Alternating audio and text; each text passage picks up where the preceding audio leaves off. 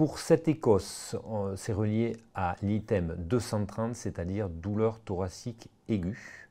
Donc l'étudiant est urgentiste et donc il accueille aux urgences Monsieur G, 43 ans, adressé par le SAMU pour un épisode de douleur thoracique depuis 4 heures. Donc douleur thoracique depuis 4 heures et l'antécédent particulier de ce patient, c'est qu'il a un syndrome de Marfan et il n'est pas suivi particulier. Donc là, vous avez 10 minutes pour réaliser l'interrogatoire orienté vers le motif d'admission ainsi qu'un examen clinique ciblé.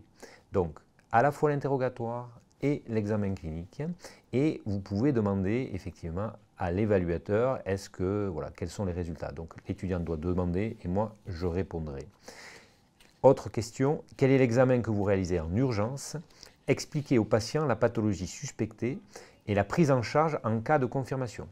Donc il y a l'interrogatoire, l'examen clinique et ensuite des notions d'examen complémentaire, quel examen on réalise, et on explique au patient la pathologie suspectée et la prise en charge de confirmation. Donc c'est pour ça que ça dure 10 minutes, parce qu'il y a pas mal de points sur cette Écosse.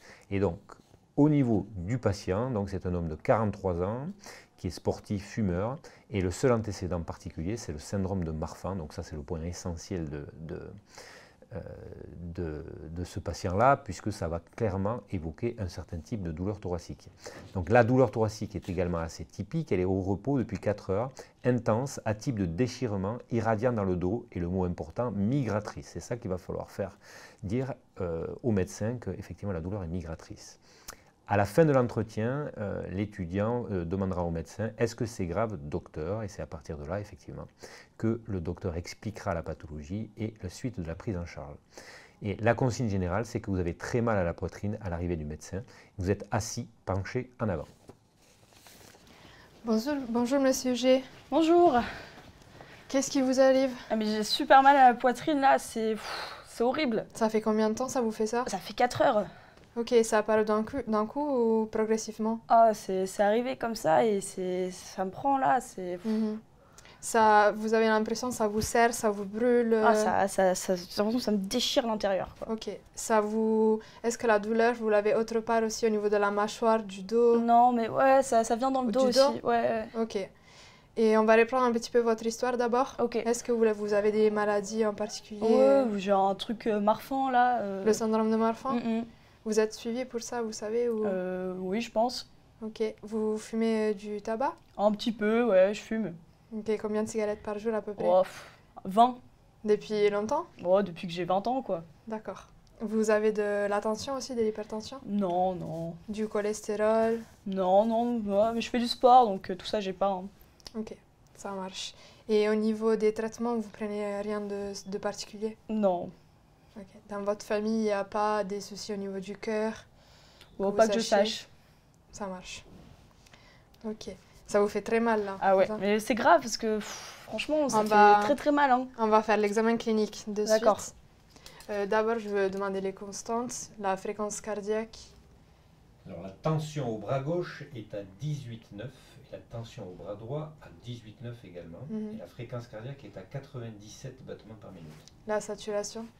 La saturation est à 96% en air ambiant. La température? La température est à 37. Et la fréquence respiratoire? À 18 par minute. Ça marche. J'ausculte. Je vais juste vous ausculter.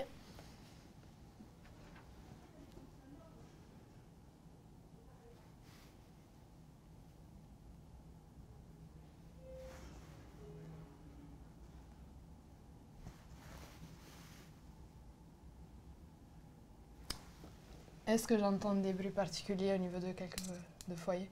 Oui, il y a un souffle. Au foyer aortique? Au foyer aortique. C'est diastolique ou systolique? C'est un souffle diastolique. Ça marche.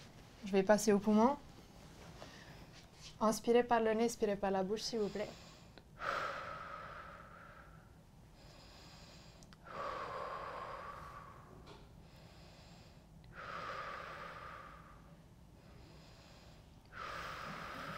Est-ce que j'entends des crépitants? Non. Pas d'autres bruits surajoutés? Non. Le murmure vésiculaire, il est bilatéral? Il est bilatéral et symétrique. Ok. Je vais vous laisser vous allonger. On Ok. va regarder le ventre. Ouais. Ça vous fait mal? Ouais, c'est mal là. Vous avez mal quand j'appuie? Non. C'est là un peu là. Est-ce qu'il y a une hépatomégalie? Non. Et si je reste appuyée, est-ce qu'il y a un reflux hépatojugulaire?